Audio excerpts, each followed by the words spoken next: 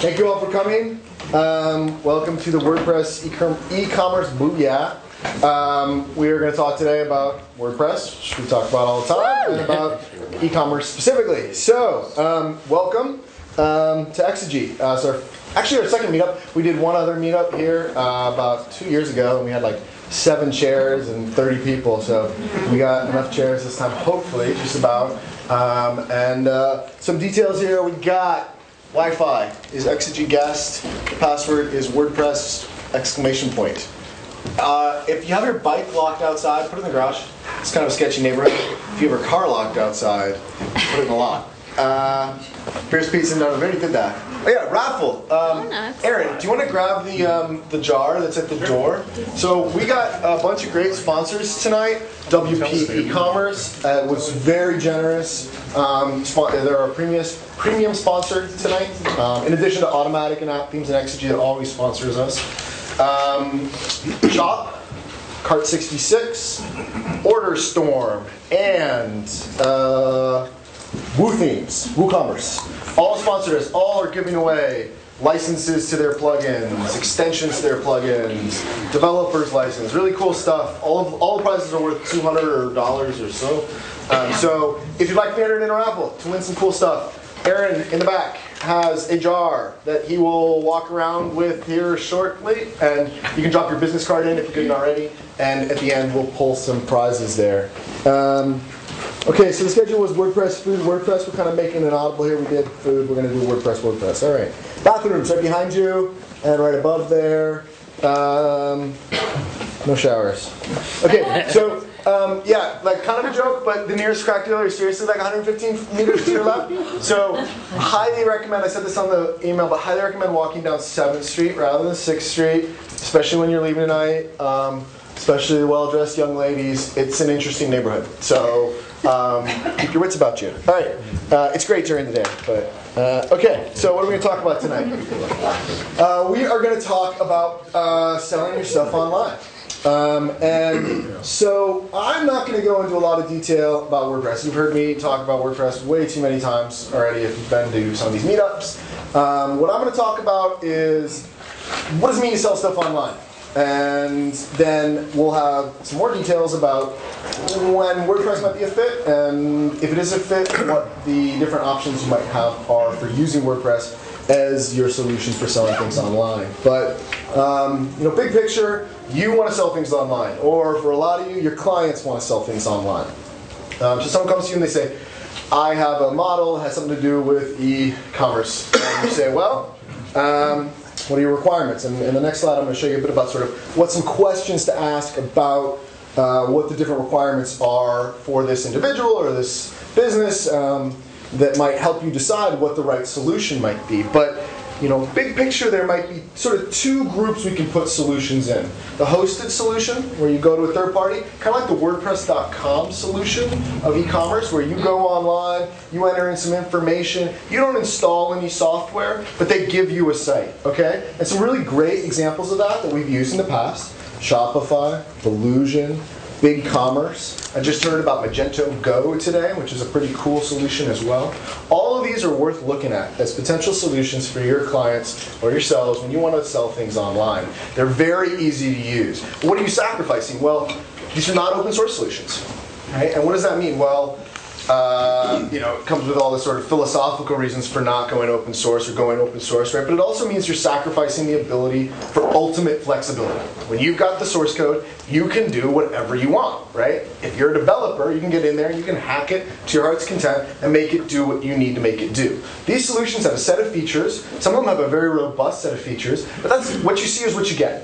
You're probably going to get, you want to look at the feature list and say, will this satisfy my client's need? And again, on the next slide, I'll show you some of the questions that you should ask when you're trying to decide which type of solution to go with. Now, okay, so that's the sort of WordPress.com style solution.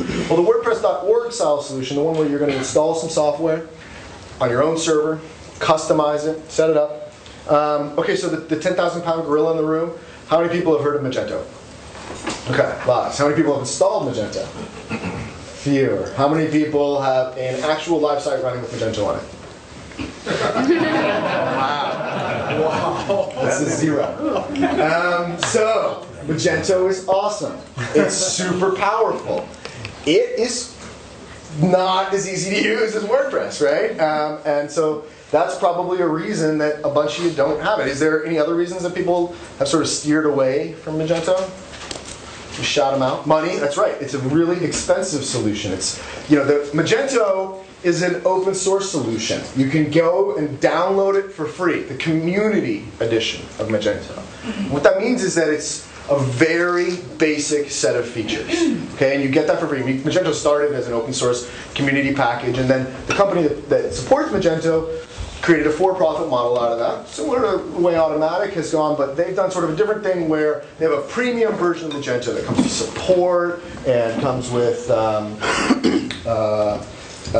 all kinds of additional features on top of that. And I think that starts around $12,000 a year, right? So yeah, there's a $2,000 and then a $12,000. Yeah, and the $12,000 is real. I mean, whenever we've looked at it, we needed at least the $12,000 package, right? And so, that's a price point that's fine for medium businesses, but for small businesses, it's $12,000 a year, right? And so that's a recurring fee, and so you have to factor that into how many sales you're doing online, right? And is that worth it? So there's Magento. It's also difficult to install, much more difficult to host. It has a lot of custom hosting requirements. Remember the first time we installed Magento, we had to recompile PHP and Apache and a bunch of stuff.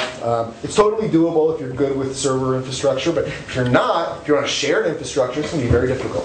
So Magento is awesome, but it has some challenges. Now there's other self-hosted solutions.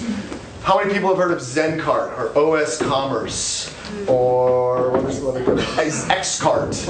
Anyone heard of Xcart? It's a bunch of PHP open source packages out there. I'll tell you, I just got our last client off of Zencart a few months ago. We set up in like 2004. Man, am I glad to see that go. It's just a really difficult package to support. Zencart was a fork of eCommerce, similar. Really just, they were built in 2004 and they feel like it. They are hard to support, hard to customize, not super logical. And so there are lots of other solutions. But Magento's the 10,000-pound gorilla. It has a ton of features. If you can afford it, it's a great way to go.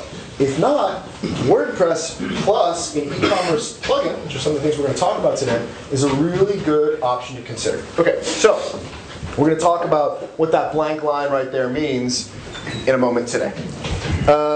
Okay, so what are the things to consider when you're either picking a solution, whether it's self-hosted or hosted, whether it's Magento or WordPress? What are some of those things that you want to think about? And I'm not going to tell you what the answers are here. There's no sort of exact matrix where you say check, check, not checked, yes, no, okay, that equals Magento. But these are some of the things you're going to want to take into consideration when you have a problem you're trying to solve that includes e-commerce as part of it.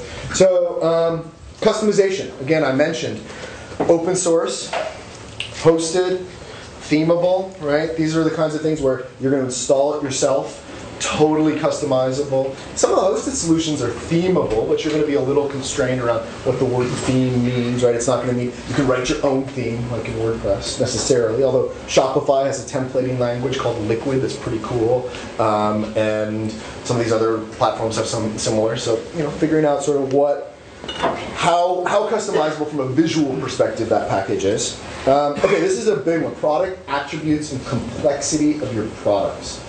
Whether you're choosing a WordPress plugin, whether you're looking at one of the hosted solutions, you need to look at the products that you or your client is offering and figure out how complex are these products for people to customize and purchase online. What I mean by product attributes is, let's take a t-shirt, for example, right?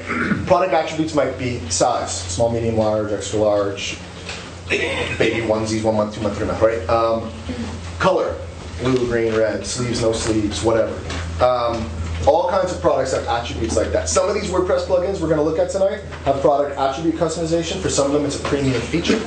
Magento's got it out of the box. Some of those hosted solutions have it out of the box. Some of those hosted solutions you got to pay extra for. If you have a highly complex set of products, if you've got a lot of products, down here we've got product volume listed later, you're going to have to think twice about whether or which one of these WordPress e-commerce solutions is right for you.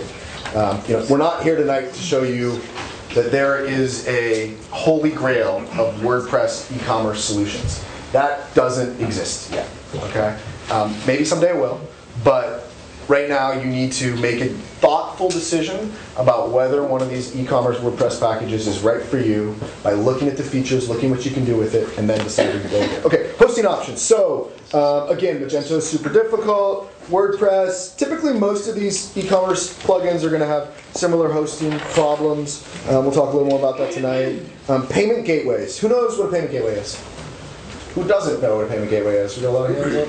Couple? Okay, so payment gateway means how we're processing money. Really important in the e-commerce world. The big player in payment gateways is Authorize.net. But you guys, so if you haven't heard of Authorize.net, you have heard of some payment gateways. PayPal, Google Checkout. These are payment gateways. What that means is they take a credit card, they charge it, they put money in your account. Okay, real important when you're selling things online. And so, how many payment gateways does your plugin support? Right. Again, Authorize.net is the big one. It's the most popular. It's the most expensive, but it's really well supported. Most of these plugins you're going to see support Authorize.net. Your clients might have a requirement for a custom payment gateway because they have a relationship with a merchant processor.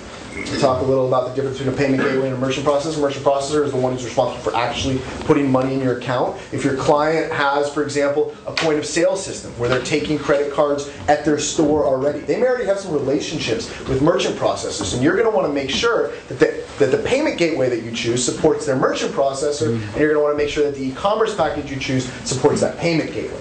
Otherwise, you're going to be doing a lot of custom coding to make sure that you integrate with that payment gateway.